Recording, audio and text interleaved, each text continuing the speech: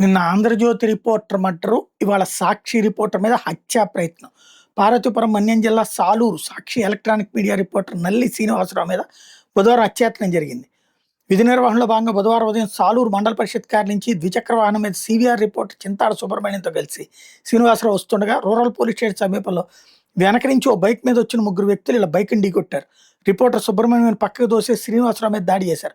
తలా శరీరం మీద రక్తం వచ్చేలా కొట్టారు. కాలుతో తన్ని పరారయ్యారు. తీవ్ర గాయాల పాలైన బాధితుని స్థానికులు వెంటనే సాలూరు ఏరియా ఆసుపత్రికి తరలించారు.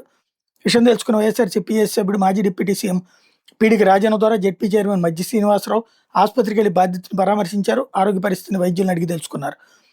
సాక్షి రిపోర్టర్ మీద దాడి హేయమని వ్యాఖ్యానించారు. ఇప్పుడు నిన్న జ్యోతి రిపోర్టర్ మర్డర్కి వ్యతిరేకంగా నిరసన వ్యక్తం చేసిన సంఘాలన్నీ ఇవాళ ఇక్కడ కూడా చేయాల్సి ఉంది. లేదు అంటే గనక రిపోర్టర్లకి కూడా చావుల వెనకాల, దాడుల వెనకాల యూనియన్లు రాజకీయ భయాందోళనకు అనుగుణంగా నిర్ణయాలు తీసుకుంటే భవిష్యత్తులో ఏ రిపోర్టర్కి సేఫ్టీ ఉండదు.